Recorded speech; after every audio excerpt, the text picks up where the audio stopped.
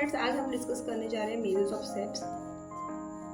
Friends measures of shape जो है उसमें सबसे पहले नंबर में है स्क्यूनेस, सेकंड नंबर में कर्टसिस, थर्ड नंबर में बॉक्स एंड विस्कर प्लॉट। सबसे पहले हम डिस्कस करने जा रहे हैं स्क्यूनेस। तो फ्रेंड्स अगर हम स्क्यूनेस की डेफिनेशन देखें तो skewness is when a distribution is asymmetrical और लैक्स ऑफ सिमेट्रिक। मतलब यहाँ पे कहना चाह रहा है कि जब भी कोई भी डिस्ट्रीब्यूशन में सिमेट्रिक की लैक है, मतलब वो सिमेट्रिक नहीं है, इस तरह का है, तो मतलब कोई भी डिस्ट्रीब्यूशन सिमेट्रिक नहीं है, उसमें सिमेट्रिक का लैक है या फिर एसिमेट्रिक है, तो ऐसे डिस्ट्रीब्यूशन को हम बोल सकते हैं स्क्यूनेस। सो फ्रेंड्स स्क्यूनेस जो है वो एक्चुअली टू टाइप के होते हैं। तो फ्रेंड यहाँ पे आप देख सकते हो कि ये जो डिस्ट्रीब्यूशन मुझे दिया है वो टोटली बेल शेप है। यहाँ पे आप देख सकते हो कि मेरा जो राइट हाफ पोर्शन है वो लेफ्ट हाफ पोर्शन का मिरर इमेज है, आप इसको बेल शेप बोल सकते हो। तो फ्रेंड्स ये जो है वो सिमेट्रिक डिस्ट्रीब्यूशन है। फ्रेंड्स सिमेट्रिक डिस्ट्रीब्यूशन जो है उसमें मीन, मीडियन एंड मोड तीनों की वैल्यू एग्जैक्टली सेम होती है। और यहाँ पे फ्रेंड्स आप देख सकते हो कि ये जो पर्टिकुलर डिस्ट्रीब्यूशन है उसमें जो मेरा स्लोप है वो लेफ्ट साइड मतलब ज़्यादा है, तो लेफ्ट साइड का जो है, तो यहाँ पे फ्रेंड्स ये जो डिस्ट्रीब्यूशन है उसको आप बोल सकते हो distribution skew to the left, और या तो फिर आप उसको नेगेटिवली स्क्यू भी बोल सकते हो। फ्रेंड्स यहाँ पे जो होता है वो सबसे हाईएस्ट वैल्यू होती है मोड की, मिडल वैल्यू होती है मीडियन की, एंड मीन की वैल्यू जो है वो सबसे लोएस्ट होती है। फ्रेंड्स यहाँ पे जो है वो आप देख सकते हो कि ये जो डिस्ट्रीब्यूशन है उसमें स्लोप जो है वो राइट साइड है। तो फ्रेंड यहाँ पे आप देख सकते ये जो डिस्ट्रीब्यूशन है उसको distribution skew right to the right बोल सकते हो, या फिर आप पॉजिटिवली स्क्यू भी बोल सकते हो। फ्रेंड ये जो है उसमें एक्स बार जो है वो एक्स बार की वैल्यू है वो सबसे हाईएस्ट है, मीडियन की एक्स बार से लेस है, एंड मोड की जो वैल्यू है वो सबसे स्मॉलेस्ट है। मतलब यहाँ पे आप बोल सकते हो कि भाई opposite to the negative skew distribution value होती है। अब फ्रेंड्स स्क्यूनेस के अंदर बात करें हम तो कोएफिशिएंट ऑफ स्क्यूनेस की बात करें तो फिर फ्रेंड्स कोएफिशिएंट ऑफ स्क्यूनेस वो फाइंड जिसको आप एस के से डिनोट कर सकते हो, और उसका formula 3 mu minus median divide by sigma. तो फ्रेंड्स हमें काफ़ी सारी बार कोएफिशिएंट ऑफ स्क्यूनेस के लिए डायरेक्टली फार्मूला पूछी हो सकती है एक आध दो मार्क में, या फिर हमें वैल्यूज दी हो उसके बेस पर हमें कोएफिशिएंट ऑफ स्क्यूनेस फाइंड करने के लिए भी बोल सकते हैं। तो फ्रेंड्स यहाँ पे मैंने एक बहुत सिंपल एग्जाम्पल दिया है जिसमें मुझे म्यू की वैल्यू दी है, मीडियन की वैल्यू दी है, सिग्मा की वैल्यू दी है, और फ्रेंड्स उसके बेस पर मुझे skewness of coefficient of skewness की वैल्यू फाइंड करनी है। तो फ्रेंड्स ये वैल्यूज पुट करने के बाद में मुझे आंसर मिल रहा है 0.73। तो फ्रेंड्स यहाँ पे आप देख सकते हो कि यहाँ पे लिखा है कि इफ़ एस की इज पॉजिटिव, मतलब मेरा जो कोएफिशिएंट ऑफ स्क्यूनेस है वो पॉजिटिव है, then the distribution is positively skew, तो मेरा डिस्ट्रीब्यूशन है वो भी पॉजिटिवली स्क्यू है। और अगर फ्रेंड्स आपको एस की जो वैल्यू है वो नेगेटिव मिल रही है तो आपका जो डिस्ट्रीब्यूशन है वो भी नेगेटिवली स्क्यू है। तो friends I hope so skewness आपको बहुत अच्छे से समझ में आया होगा, जो कि एक बहुत मोस्ट टाइम भी टॉपिक है। या फ्रेंड्स आपको एक्सप्लेन मेजर्स ऑफ शेप्स इस तरह से भी पूछ सकते हैं, या स्क्यूनेस अलग से भी आपको पूछ सकते हैं, या MCQ में है 1-2 मार्क्स से भी पूछ सकते हैं। फ्रेंड्स मेजर्स ऑफ शेप्स के अंदर दूसरे नंबर का जो टॉपिक है दैट इज कर्टसिस। कर्टसिस का जो फार्मूला है फ्रेंड डेफिनेशन है वो है friends kurtosis describes the amount of peakness of a distribution. क्या बोला है कि कर्टसिस जो है वो क्या डिस्क्राइब करता है, अमाउंट ऑफ पीकनेस। मुझे कोई डिस्ट्रीब्यूशन दिया है उसमें अमाउंट ऑफ पीकनेस क्या है वो डिस्क्राइब करने का काम है कर्टसिस का। सो फ्रेंड ये हो गई कर्टसिस की डेफिनेशन। फ्रेंड्स अगर हम अब कर्टसिस के टाइप की बात करें तो 3 टाइप के कर्टसिस होते हैं। फर्स्ट नंबर में है लैप्टोकर्टिक, सेकंड नंबर में ब्रेटिकर्टिक, एंड थर्ड नंबर में है मेसोकर्टिक। सो फ्रेंड लैप्टोकर्टिक डिस्ट्रीब्यूशन कैसे किसको होते हैं, distributions that are high and thin are refer to as leptokurtic, मतलब ऐसा डिस्ट्रीब्यूशन की जो हाई है एंड थीन है, बहुत पतला है एंड हाई है, तो ऐसे डिस्ट्रीब्यूशन को बोला जाता है लैप्टोकर्टिक डिस्ट्रीब्यूशन। फ्रेंड्स इसकी जो फिगर है वो भी हम अभी देख रहे हैं। नेक्स्ट है platykurtic distributions that are flat and spread out. क्या बोला है? ऐसा डिस्ट्रीब्यूशन कि जो कैसा है, फ्लैट है एंड स्प्रेड आउट है, तो ऐसे डिस्ट्रीब्यूशन को बोला जाता है प्लेटिकर्टिक।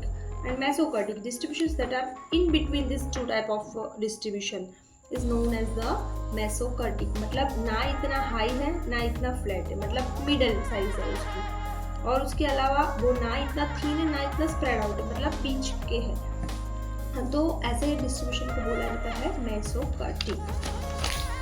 तो फ्रेंड्स यहाँ पे आप देख सकते हो लैप्टोकर्टिक के लिए बोला गया था कि there are high and thin, तो यहाँ पे आप देख सकते हो कि ये हाई भी है एंड थीन मतलब पतला भी है। फिर नेक्स्ट नंबर है प्लेटिकर्टिक, तो फ्लैट एंड स्प्रेड आउट, मतलब ये फ्लैट भी है एंड स्प्रेड भी ज़्यादा हुआ, तो इसको बोल सकते हैं प्लेटिकर्टिक। एंड मेसोकर्टिक मतलब ऐसा डिस्ट्रीब्यूशन कि ये दोनों के बीच का है, ना इतना थीन है ना इतना स्प्रेड आउट, मतलब ये दोनों के बीच का आप देख सकते हो। एंड हाई में भी ना इतना हाई है ना इतना फ्लैट है, दोनों के बीच का है, तो ऐसा डिस्ट्रीब्यूशन के जो ये दोनों डिस्ट्रीब्यूशन के बीच का है, तो ऐसे डिस्ट्रीब्यूशन को बोल सकते हैं मेसोकर्टिक। सो आई होप सो फ्रेंड्स आपको कर्टेसिस का जो टॉपिक है वो भी बहुत अच्छे से समझ में आया होगा। And that is also kurtosis is also most imp topic. Friends आज हम डिस्कस करने जा रहे हैं box plot. Friends box plot जो है उसको हम बॉक्स एंड व्हिस्कर प्लॉट भी बोल सकते हैं। फ्रेंड बॉक्स प्लॉट जो है उसकी डेफिनेशन अगर हम देखें तो बॉक्स प्लॉट के लिए हम ऐसा बोल सकते हैं कि ऐसा डायग्राम के जो अपर क्वार्टर एंड लोअर क्वार्टर का और मीडियन का यूज करता है डायग्राम बनाने के लिए, तो ऐसे डायग्राम को हम बोल सकते हैं बॉक्स प्लॉट। सो फ्रेंड्स यहाँ पे आप देख सकते हो कि मुझे ये जो डेटा दिए हैं और उसके बेस पर बोला गया है कि construct box plot for the above data. So friends box plot draw करने के लिए हमें ये 5 वैल्यूज़ चाहिए, तो उसमें सबसे पहली वैल्यू है द मीडियन। मीडियन जो फ्रेंड्स है उसको हम Q2 भी बोल सकते हैं, द लोअर क्वार्टाइल जिसको हम Q1 बोल सकते हैं, एंड द अपर क्वार्टाइल जिसको हम Q3 बोल सकते हैं। और फ्रेंड्स उसके अलावा हमें स्मॉलेस्ट डेटा वैल्यूज़, हमें ये जो भी डेटा वैल्यूज़ दी है उसमें से जो स्मॉलेस्ट डेटा वैल्यूज़ है उसकी भी ज़रूरत पड़ेगी, एंड जो लार्जेस्ट डेटा वैल्यू है उसकी भी हमें ज़रूरत पड़ेगी। तो फ्रेंड्स सबसे पहले मैंने Q1, Q2 एंड Q3 कैसे फाइंड करते हैं उसके लिए डिटेल वीडियो बनाया हुआ है। तो फ्रेंड्स मैं डायरेक्टली यहाँ पे Q1, Q2 एंड Q3 की वैल्यूज़ मैं डायरेक्टली मतलब मैं यूज़ कर रही हूँ। Q2 की जो वैल्यूज़ है वो है 73, Q1 की वैल्यू है 69 एंड Q3 की वैल्यू है 80.5। और फ्रेंड्स सबसे पहले ये 5 वैल्यूज़ जिसको आप 5 नंबर समरीज भी बोल सकते हो।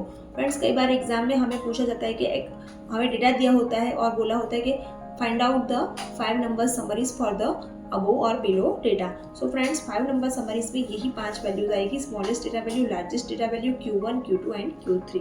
वो कुछ अलग नहीं होता है फ्रेंड्स, यही वैल्यू होती है। सो फ्रेंड्स 5 नंबर समरीज फाइंड करने के बाद में हमें इनर फैंसीज फाइंड करने हैं, और इनर फैंस जो है फ्रेंड उसका जो फार्मूला है वो है Q1 - 1.5 into IQR। So friends अब आप सोचोगे भाई IQR क्या होता है, तो फ्रेंड्स IQR की जो फार्मूला है वो है Q3 - Q1।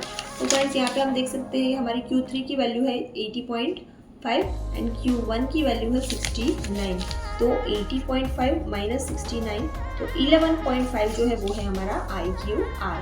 सो फ्रेंड ये जो है इनर फैंसीज जो है, एक बार हम Q1 में से 1.5 इंटू IQR माइनस करेंगे, एक बार हम Q3 के अंदर 1.5 इंटू IQR प्लस करेंगे। तो फ्रेंड यहाँ पे हम Q1 की जो वैल्यू है हमारे पास वो है 69, वो पुट करें 1.5 इंटू IQR की जो वैल्यू है 11.5। तो इस तरह से फ्रेंड 11.5 इंटू 1.5 ये दोनों का मल्टीप्लिकेशन हो रहा है 17.25। तो 69 में से अगर हम ये माइनस कर दें तो हमें लोअर लिमिट मिलती है इनर फेंसेस के लिए 51.75, एंड सेम इनर फेंसेस के लिए जो अपर लिमिट है वो हमें मिल रही है Q3 + 1.5 इंटू IQR। तो इसमें वैल्यूज़ पुट करने के बाद में फ्रेंड्स हमें लास्ट में फाइनल वैल्यू मिल रही है 97.75।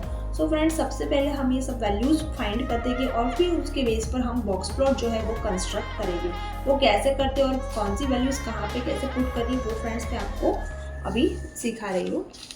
सो फ्रेंड्स नेक्स्ट है इनर फेंसेस फाइंड करने के बाद में आउटर फेंसेस।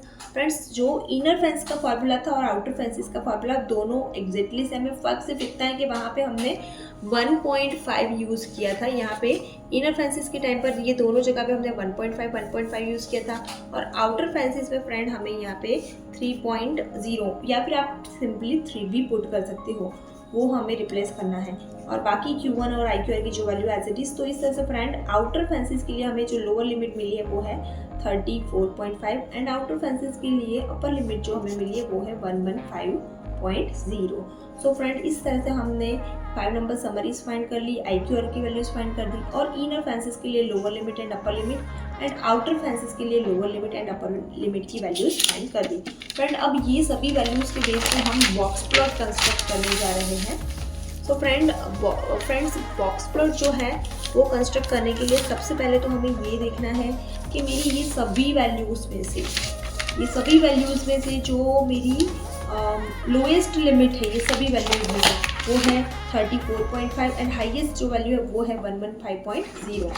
फ्रेंड कभी कभी इसमें आउटलायर भी होता है, तो आपको देखना है कि 34.5 से कोई लोअर वैल्यूज़ है तो वो भी हमें देखना है, और 115 जो है उससे अगर कोई अपर वैल्यू है तो हमें इस तरह से मतलब यहाँ पे ये स्केल रखना है, गेप्स रखने हैं कि जिससे हमारी सबसे स्मॉलेस्ट वैल्यू भी कवर हो जाए और सबसे लार्जेस्ट वैल्यू भी कवर हो जाए।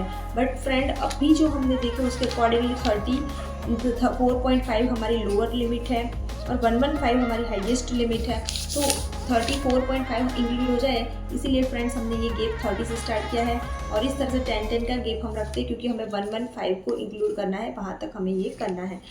सबसे पहले फ्रेंड हमें Q1 की जो वैल्यू है वहाँ पे एक इस तरह से वर्टिकल लाइन प्लेस करनी है, Q2 की जो वैल्यू है वहाँ पे एक वर्टिकल लाइन प्लेस करनी है, एंड Q3 की जो लिमिट है वहाँ पे एक वर्टिकल लाइन प्लेस करनी है, और फिर इस तरह से फ्रेंड वो तीनों वर्टिकल लाइन के पर हमें एक हॉरिजॉन्टल लाइन से उसको कवर करके एक इस तरह सा बॉक्स बना देना है। और उसके बाद में फ्रेंड्स जो हमारी इनर फैंसिस की लोअर लिमिट थी 34.5,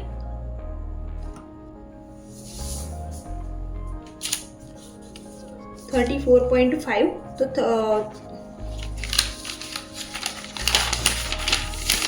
इनर लिमिट की जो वैल्यू थी, इनर फैंसिस के लिए जो लोअर लिमिट की वैल्यू थी 51.75 और 97.75।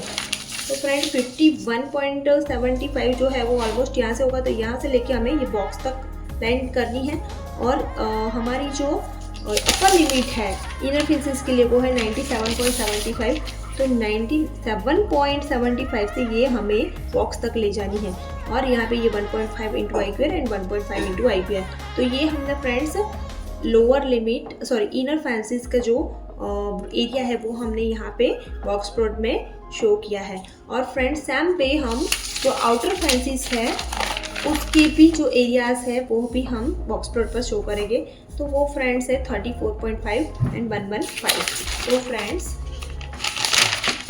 34.5 जो है ऑलमोस्ट यहाँ से होगा, तो यहाँ से लेके हमें यहाँ तक शो करना है, एंड 115 तो यहाँ से लेके ये 115 ऑलमोस्ट हमारा यहाँ पे होगा, तो वहाँ तक हमें ये शो करना है, और यहाँ पे मेंशन करना है 3.0 इंटू IQR, और यहाँ पे भी इस साइड 3.0 इंटू IQR। तो इस तरह से फ्रेंड्स हमारा ऑल ओवर बॉक्स प्लॉट जो है वो कंप्लीट होता है। उसके अलावा फ्रेंड्स एक और कॉन्सेप्ट है जिसको हम आउटलायर बोल सकते हैं। आउटलायर जो है वो एक्सट्रीमली लार्ज और स्मॉलेस्ट डेटा वैल्यू जो होती है उसको हम बोल सकते हैं आउटलायर, और फ्रेंड्स जो आउटलायर है उसको हम स्टार से डिनोट करते हैं। फ्रेंड्स ये एग्जांपल में हमारे पास कोई भी ऐसी वैल्यूज़ नहीं है कि जो हमारी ये रेंज से बाहर हो, मतलब ये रेंज से छोटी हो या ये रेंज से बड़ी हो, इसीलिए ये पर्टिकुलर एग्जांपल के लिए हमारे पास कोई भी आउटलायर नहीं है। बट फ्रेंड्स सपोज आउटलायर जो है वो दो टाइप के होते हैं, एक होता है माइल्ड आउटलायर और दूसरा होता है एक्सट्रीम आउटलायर। तो फ्रेंड्स माइल्ड आउटलायर जो है उसकी फॉर्मूला है माइल्ड आउटलायर जो है उसमें आएगा कि values that are outside inner fences but within outer fences. मतलब अगर हमारे पास कोई ऐसी डेटा वैल्यूज है कि जो इनर फैंसिस के बाहर है बट आउटर फैंसिस के अंदर है, तो ऐसे डेटा वैल्यूज़ को हम बोलेंगे माइल्ड आउटलायर। और एक्सट्रीम आउटलायर मतलब ऐसी डेटा वैल्यू की जो आउटर फेंसेस की भी आउटसाइड है, तो उसको हम बोलेंगे एक्सट्रीम आउटलायर। सो फ्रेंड्स, अगर हम माइल्ड आउटलायर की बात करें तो हमारी जो इनर फेंसेस की अपर लिमिट है वो है 97.75। और फ्रेंड्स, अगर मेरे पास ये डेटा वैल्यूज़ में कोई ऐसी डेटा वैल्यू होती कि जो 97 से बड़ी है, 97.75 से बड़ी है बट 115 के अंदर है, तो उसको हम बोलते हैं फ्रेंड्स माइल्ड आउटलायर। और फ्रेंड्स, अगर मेरे पास कोई ऐसी वैल्यू है जो 115 से भी बाहर है, मतलब लाइक 120 के ऐसा कोई डेटा मेरे डेटा वैल्यूज़ के अंदर होता, तो वो हमारे लिए कहलाता एक्सट्रीम आउटलायर। तो फ्रेंड्स, अगर ये होता तो यहाँ पे एग्जैक्टली 120 है, वहाँ पे हम इसे स्टार करते, यहाँ पे जो 120 है वहाँ पे हमें स्टार करना होता और यहाँ पे हमें मेंशन करना होता आउटलायर। सो फ्रेंड्स, ये जस्ट मैं आपको एक सिंपल एग्जांपल के लिए बता रही हूँ, बट ये पर्टिकुलर एग्जांपल में हमारे पास ऐसा कोई आउटलायर नहीं है। और अगर आपको बोला गया हो कि भाई इसमें कोई आउटलायर है या नहीं, तो आप लिख सकते हो विथ रीज़न कि भाई ये पर्टिकुलर एग्जांपल में हमारे पास ऐसी कोई भी डेटा वैल्यूज़ नहीं है कि जो हमारे इनर फेंसेस या आउटर फेंसेस की लोअर लिमिट या अपर लिमिट से बाहर हो।